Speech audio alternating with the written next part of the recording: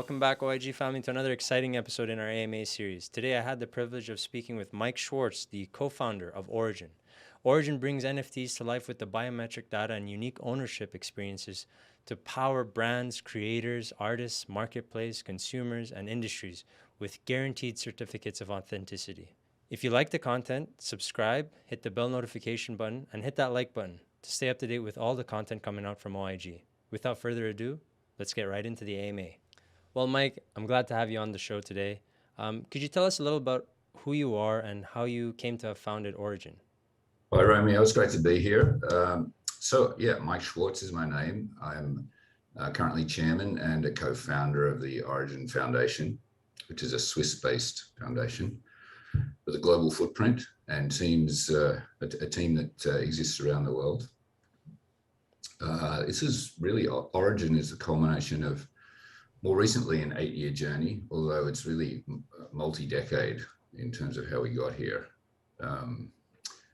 Really started around about 2015, this intensive part of the journey when we were thinking deeply about this great migration of global commerce to open, decentralized infrastructure, and thinking this was a better way for society and business and government to operate for all of those stakeholders, which is unusual for them all to benefit at the same time.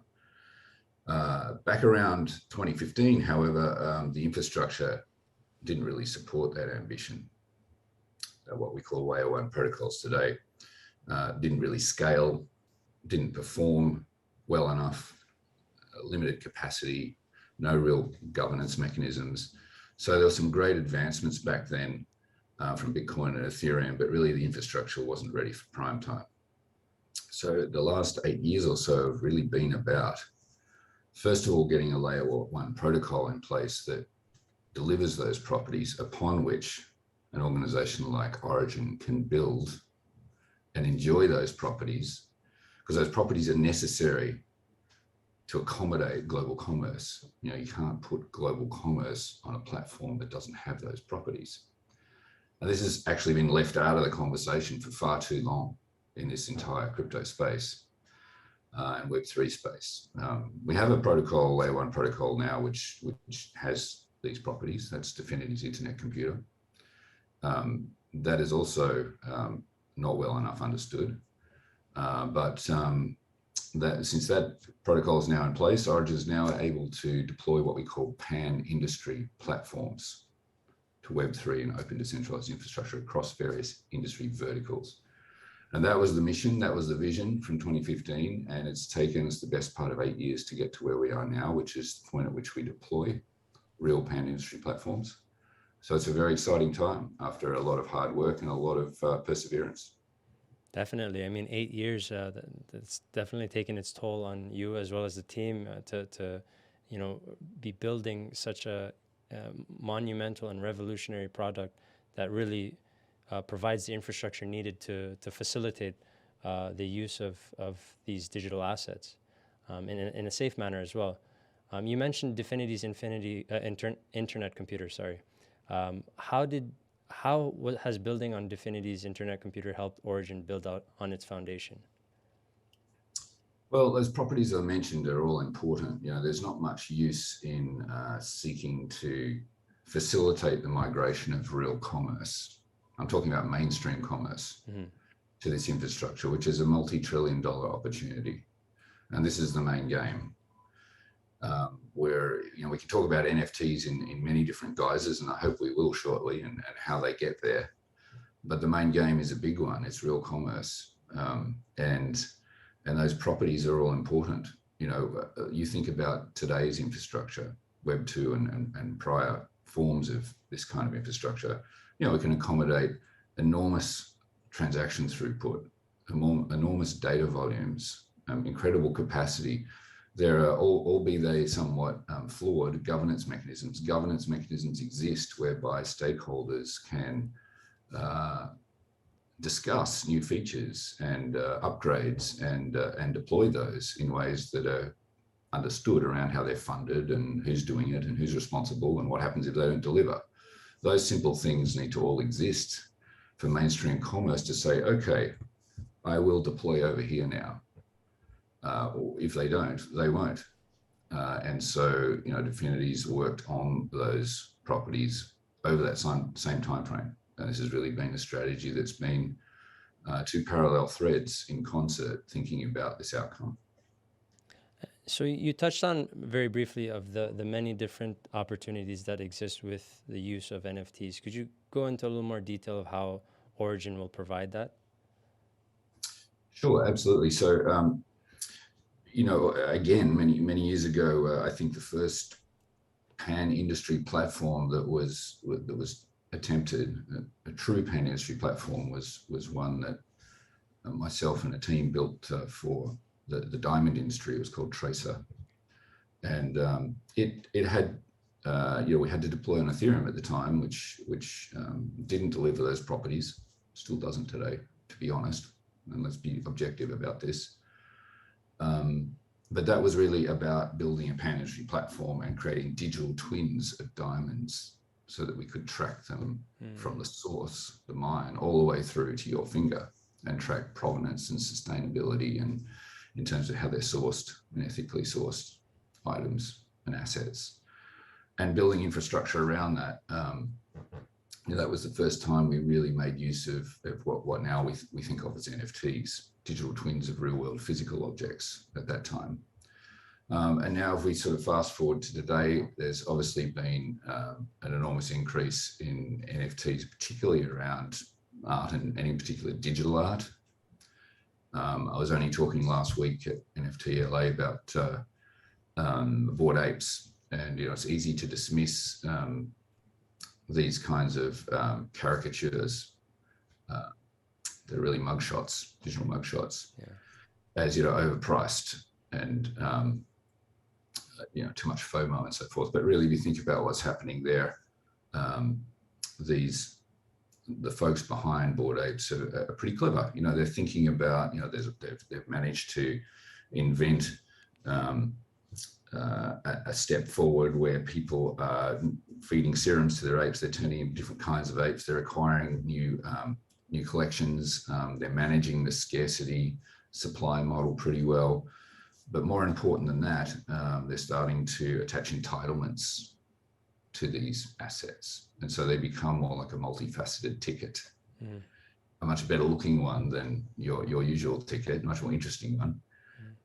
But when you start to get access to new drops, events, then you've got an organization that can challenge the likes of Ticketmaster, Live Nation, experiential organizations. So that's a whole different ballgame, right? That's a different level of commerce, again, to just selling mugshots.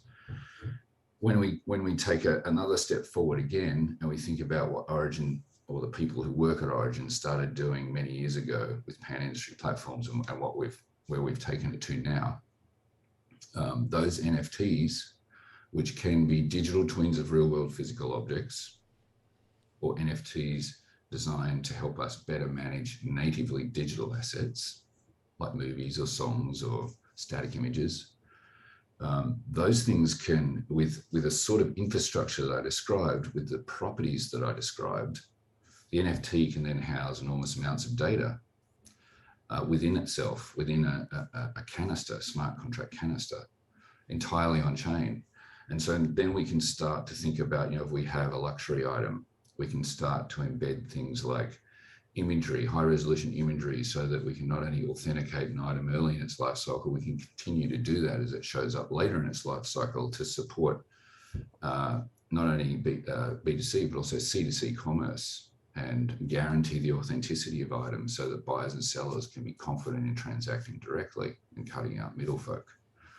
And then we can start to embed things like financing information, insurance data, warranties, service records, bequeathal data, heritage data, all sorts of different things. And this is going to help us not only do commerce in a more reliable and trustworthy way, but also we can make new revenue, new forms of revenue, and enjoy new types of growth out of existing inventory. And this is very important for businesses and manufacturers, creators, title holders, and also consumers, and ultimately government as well. I think we can get better government and be smaller government serving people better, which is nirvana.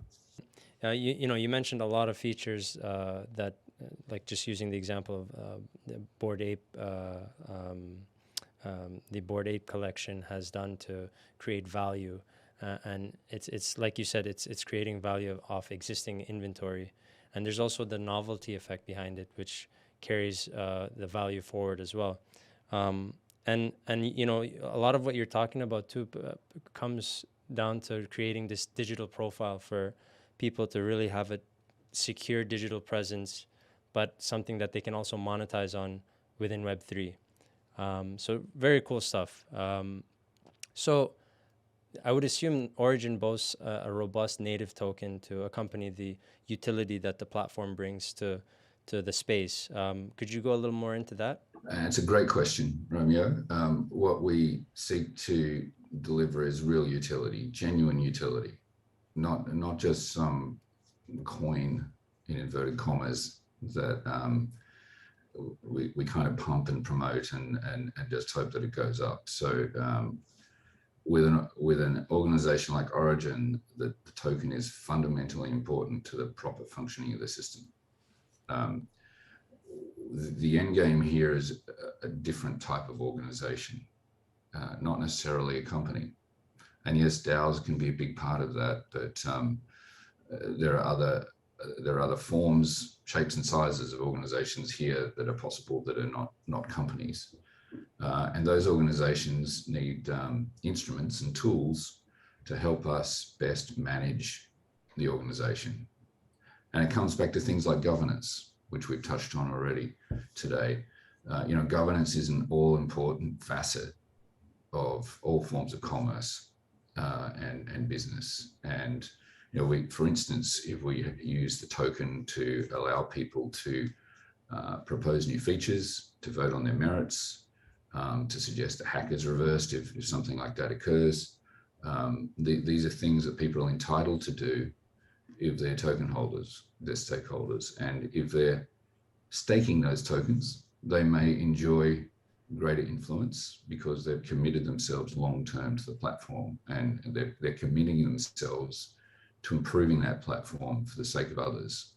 And by locking in their tokens into a governance regime, they're demonstrating long-term commitment and somewhat at the mercy of the ebb and flow of the platform itself.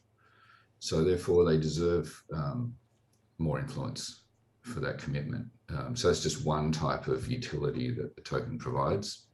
It also helps people use the platform and create twins and NFTs. And also, if they are an authenticator, an oracle who's an expert in authenticating certain items, then they can stake tokens in terms of putting their reputation on the line and making sure that they're doing a good job of authenticating.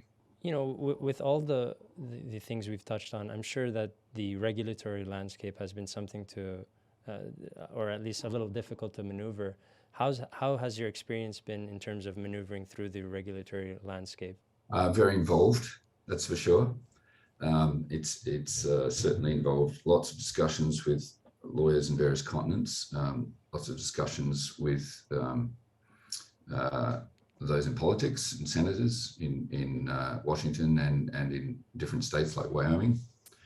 But I think we've charted a very responsible and defensible course here to do good and for the benefit of the communities who participate. Origen is a Swiss foundation, as we touched on at the start. So we're based in Neuchâtel, and we are FINMA compliant. And what we do is we have a mission to identify and authenticate and unlock value for real creators and title holders the world over. And everything we do is about fulfilling that mission. And we're inspected closely to make sure that the council follows that mission wholeheartedly and delivers on it. So everything we do it comes back to the mission, which really owns the foundation. And I'm sure most regulators are going to be pretty happy about that. It's a very good model. It's a very robust model, and it's a responsible one. So, you mentioned the mission and quite an ambitious one for sure. Could you tell us a little more about the team that's involved in creating this new reality? Sure, I'd love to. It's a great topic because I feel really privileged to get up and start work every morning with a group of people that we have at Origin, which are spread around the world in every continent, just about. I don't think we have any in Antarctica yet. Not yet. And great team, but the disciplines are really quite involved and incredible. And I talk about 8 years. Origin is not 8 years old, but many of the people who work at Origin have been on this journey with me through several incarnations of roles and organizations, come together, come apart, come together again, all trying to find the best pathway to deliver on this promise. And so, even just from a technical standpoint, we have people who are deep on the back end layer one protocol side of things, and understand the internet computer and Motoko and how all of that works in canisters.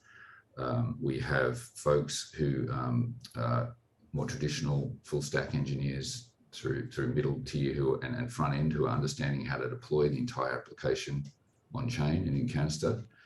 We have a whole slew of artificial intelligence, machine learning, computer vision people who work on that imagery I was talking about before to help us identify and authenticate objects.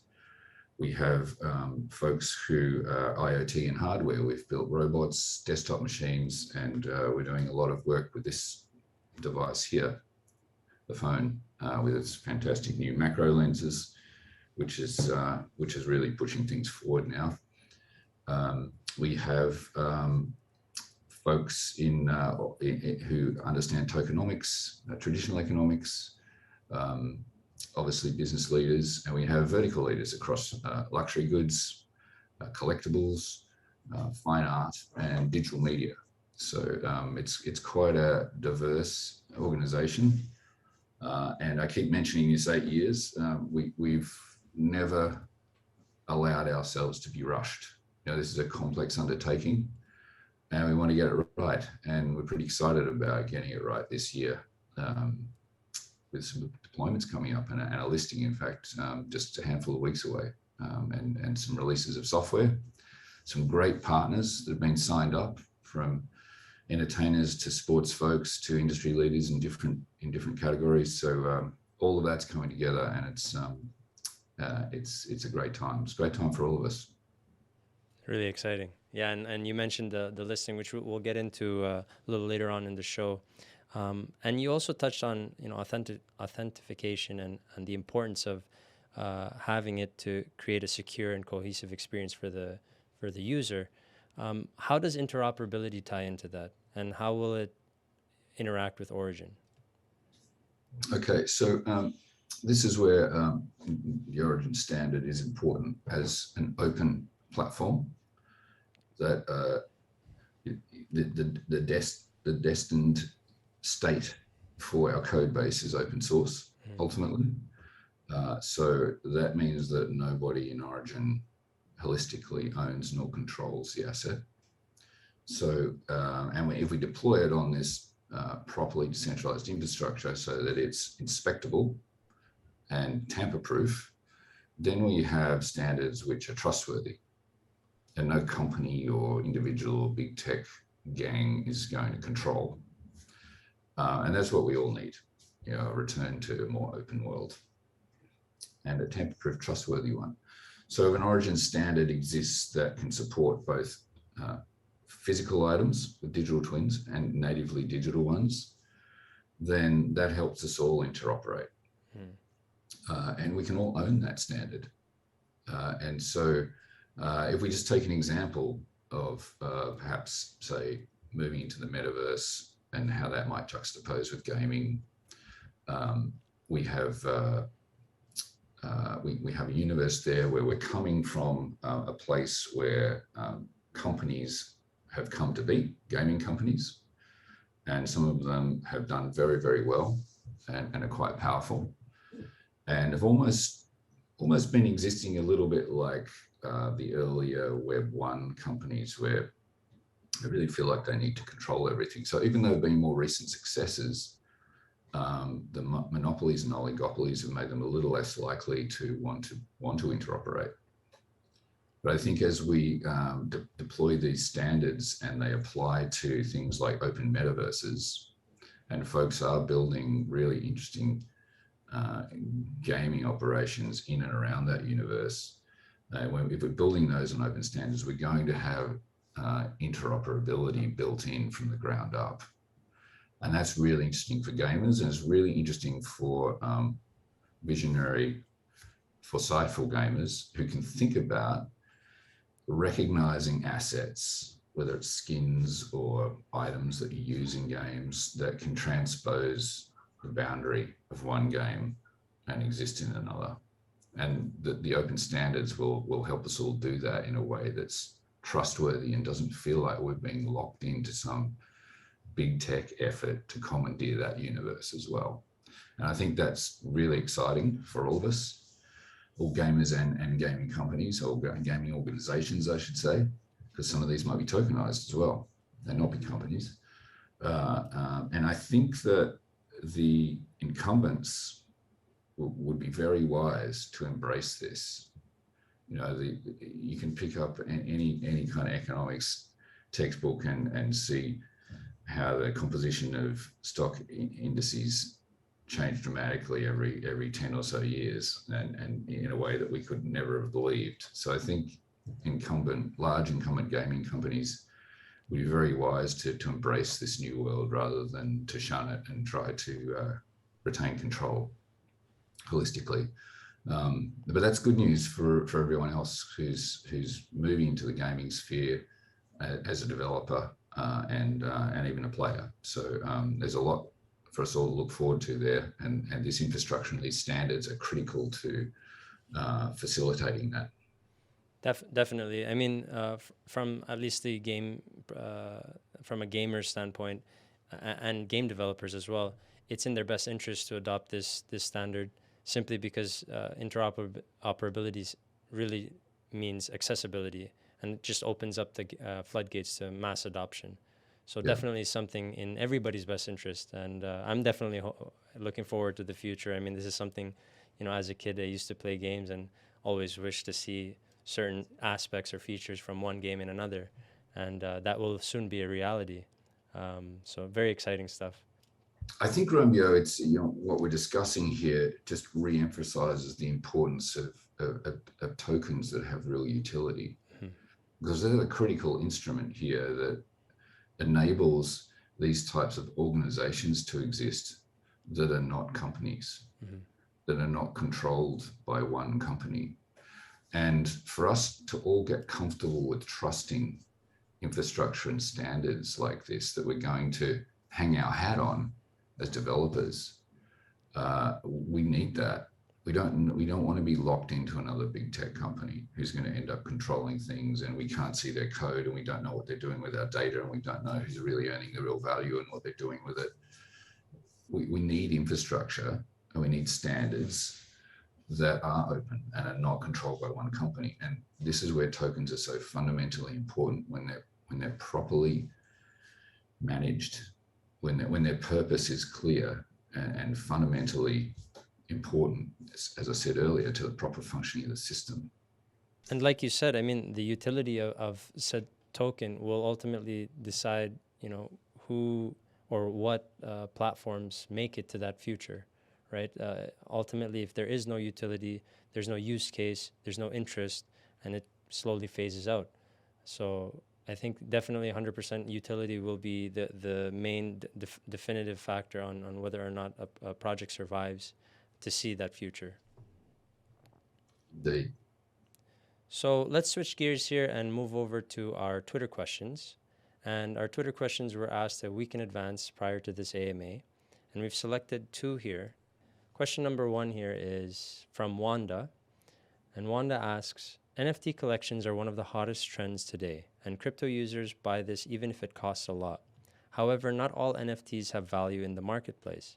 So can you tell us what are the utilities of Origen Tech NFTs, and how can we be sure these NFTs have value?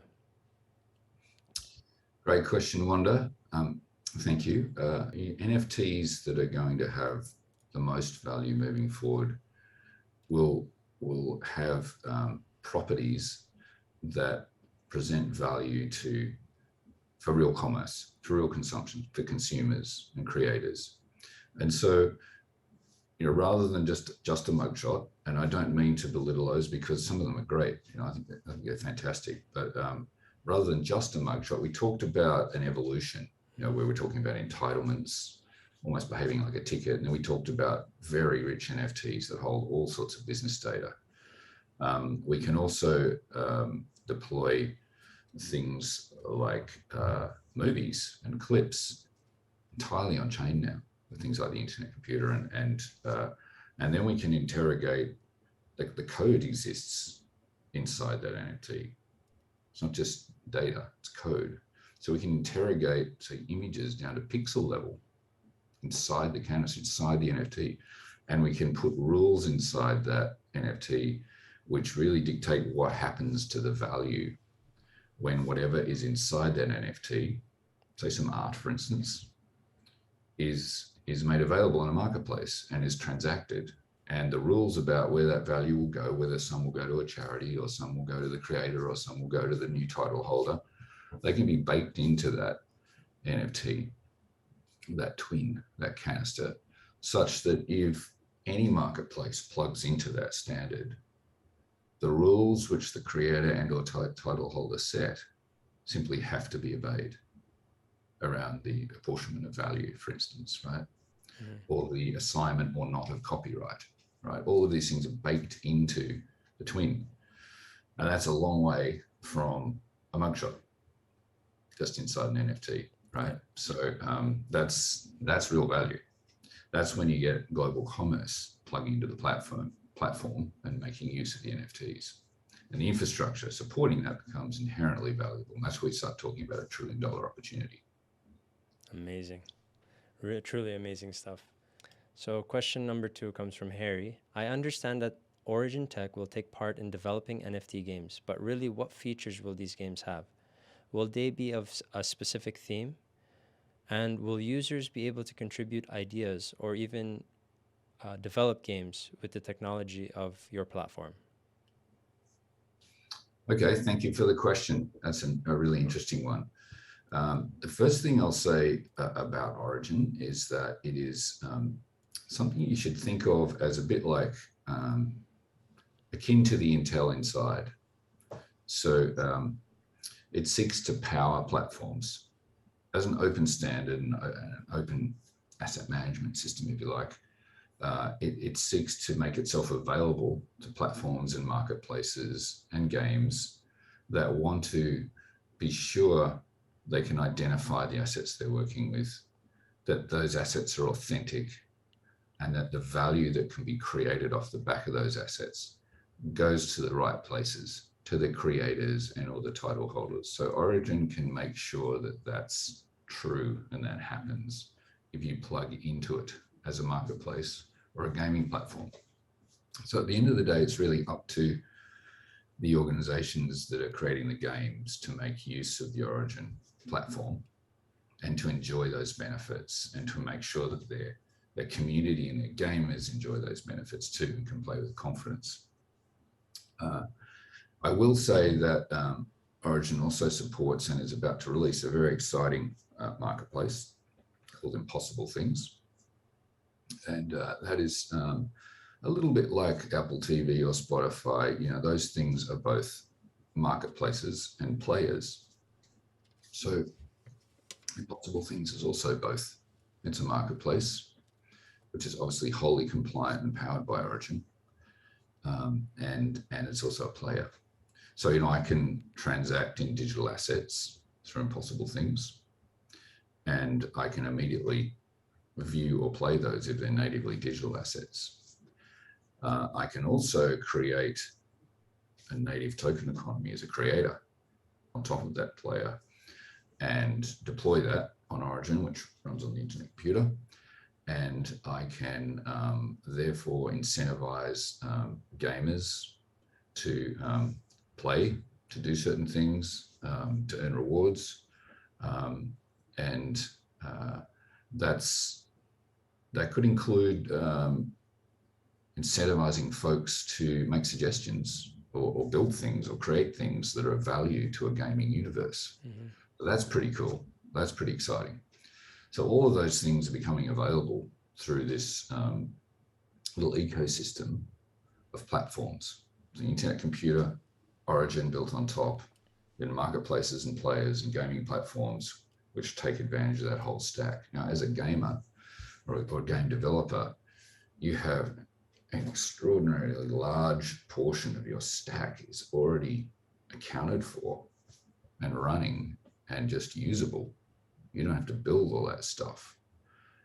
The identification, the authentication, the value, disbursement, the token platform, we can go on and on. The governance mechanism, all those things are built in a cryptographically secure way, in a properly decentralized environment that performs and scales and has capacity, is cheap to store data on, unlike a lot of the other layer one protocols.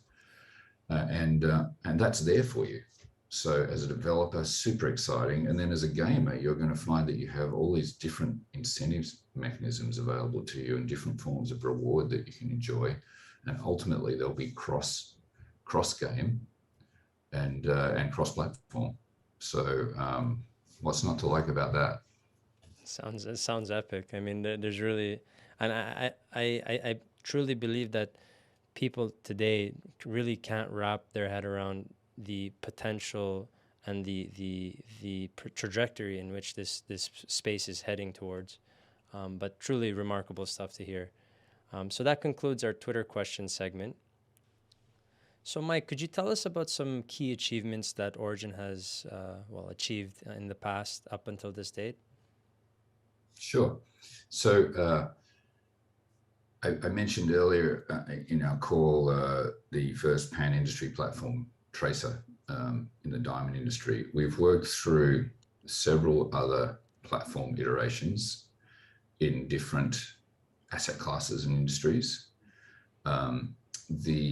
The model was really, it evolved from there, where we said, okay, let's identify industry leaders in key industry sectors that can bring market volume and inventory to our platform. So less interested in asking for money, more interested in qualitative volumetric inventory that we can pump through the platform and identify and authenticate and so forth. So what has ensued since then is figuring out how to pull a value proposition together that industry leaders recognize is something they can't not do. They can't not participate in. And so we have, while we've been developing the platforms and the software, which is, we can touch on some of the accomplishments there shortly, we've now signed major players in luxury goods with an initial focus on luxury watches, but into other subsectors there as well. The watch universe is typically run by either families that have a great heritage of sometimes hundreds of years, or conglomerates that work across watches, handbags, jewelry, or fashion. So if you're dealing with the latter type, you quickly get introduced to other asset classes as well. So we have some great relationships there that have been secured. And we're working on B2B services there right now, where we have a minting engine that we're minting digital twins right now of what will be many thousands of items, tens of thousands of items with industry leaders in both primary and secondary markets. So that's happening right now.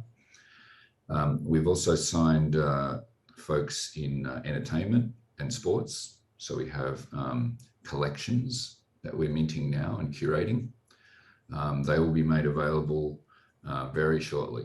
We're talking weeks, actually, with the launch of the software platforms that I mentioned earlier, the marketplace and the player. I can't tell you the names yet.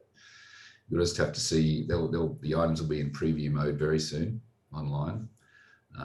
And there'll be a pass available for folks to get privileged access to a lot of these collections. We've also signed artists, major artists with major works of art, both traditional art and also new digital artists with great collections. So those will also be released in the coming weeks. So all of those things are going to be made available with a series of drops over what will be coming months, sequential drops. And that pass will be made available to give people access to those as well. So a lot of work involved, and that's years of work. It's not months of work in building out the software platforms, in signing those people, in coming up with the commercial constructs, in understanding and relating how the tokenomics works for those people. So many achievements in there in terms of sticking all of these pieces together into a coherent whole that can be launched to market. Really exciting stuff. So I guess my last question, Mike, is what are you looking most forward to in the upcoming roadmap? That's a great question, Romeo. Launching a whole bunch of product is going to be super exciting after so much work for so long by so many people, very devoted and dedicated people to the cause and the vision.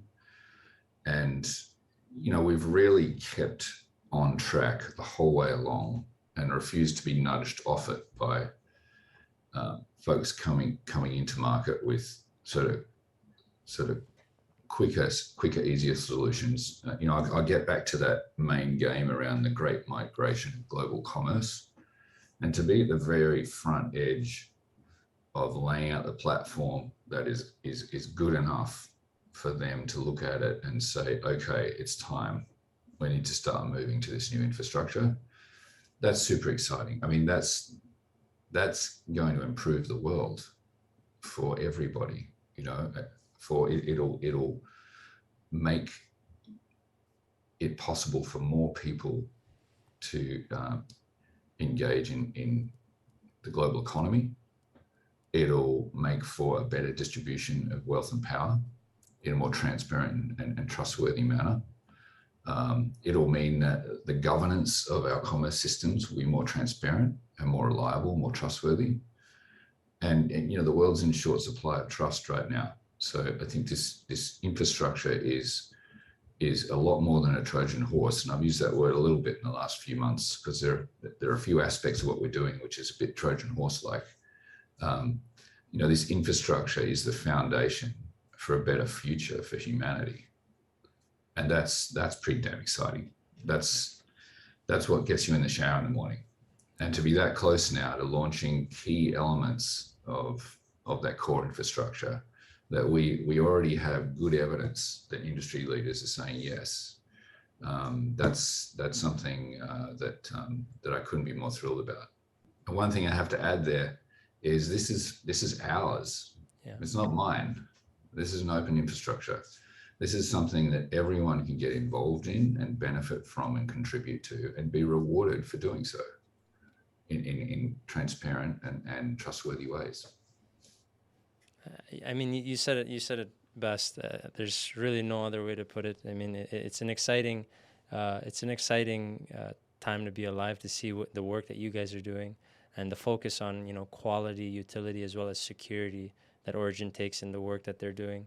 I'm excited to see this in action, and we wish you all the best, obviously, and the upcoming launch.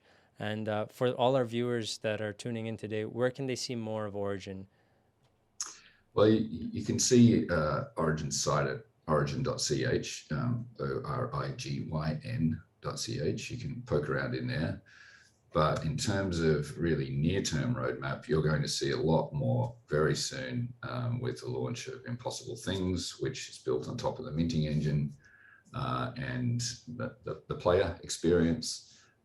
So you'll have a whole lot of new stuff to look at really soon and use and take advantage of. And that a lot of that will be extending the internet computer ecosystem in new ways, which